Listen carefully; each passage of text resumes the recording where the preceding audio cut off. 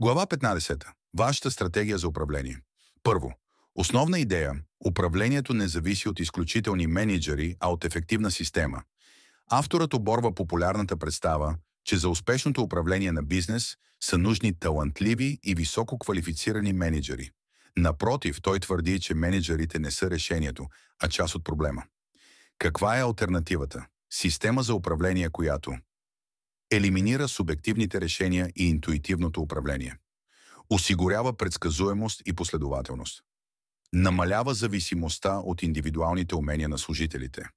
Вместо да се търсят перфектни менеджери, трябва да се изгради стандартизирана система, която позволява на обикновени хора да постигат изключителни резултати.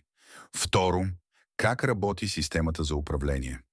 Тя се състои от процеси и процедури, които правят бизнеса ефективен и предвидим. Основни принципи на системата за управление. Всичко трябва да бъде документирано. Ясни правила, чеклисти, стандарти. Всеки процес трябва да бъде повторяем, без значение кой го изпълнява. Решенията трябва да бъдат сведени до минимум. Колкото по-малко субективни решения се вземат, толкова по-последователно работи бизнесът. Пример.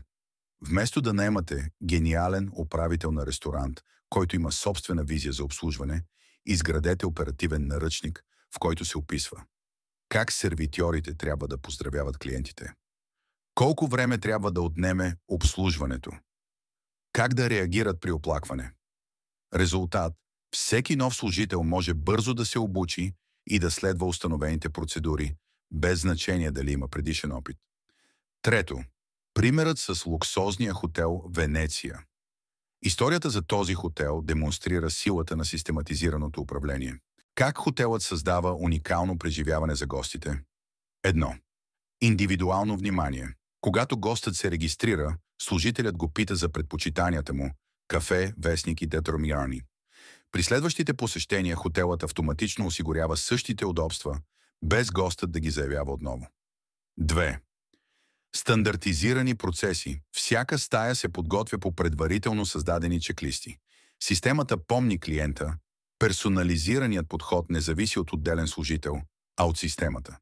Какво е важното тук? Не служителите са специални, а системата е изградена така, че те да изглеждат професионални. Всичко се прави по определен ред. Няма хаос, няма субективни решения.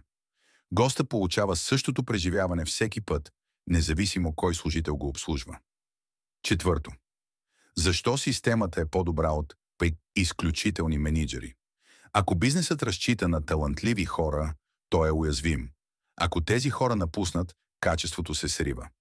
Примери за проблеми, когато липсва система. Служителите сами решават как да обслужват клиентите. Различни менеджери прилагат различни стандарти. Всеки човек работи по свой начин, което води до непостоянни резултати. Когато има система, не зависи от конкретни хора. Всеки може да изпълнява работата по правилния начин. Процесите са стандартизирани. Няма хаос, няма импровизации. Новите служители се адаптират бързо, защото има ясни инструкции как да работят. Пример. Ако даден ресторант разчита само на талантливи готвачи, вкусът на храната ще бъде различен всеки ден. Но ако има ясно описани рецепти и процедури, тогава всеки готвач ще приготвя ястията по един и същ начин. Пето. Как хотелът Венеция обучава служителите си? Използва се оперативен наръчник. Всяка задача е описана подробно. Как да се оправи стаята, как да се посрещнат клиентите и така нататък. Всеки служител използва чеклисти.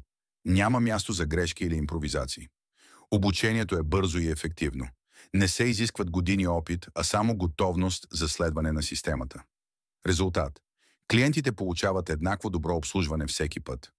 Персоналът работи ефективно, без да се налага постоянен надзор. Хотелът създава усещане за персонално отношение, без да разчита на скъп персонал. Заключение. Защо стратегията за управление трябва да бъде систематизирана? Ключови принципи на ефективното управление. Системата управлява хората, а не обратното.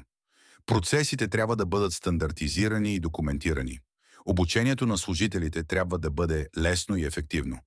Последователността е по-важна от индивидуалните способности. Бизнесът трябва да предлага едно и също отлично преживяване всеки път. Основното послание – мениджърите не трябва да управляват хора. Те трябва да управляват системи, които управляват хора. Ако бизнеса ви зависи от хора, той е слаб. Ако зависи от система, той е силен.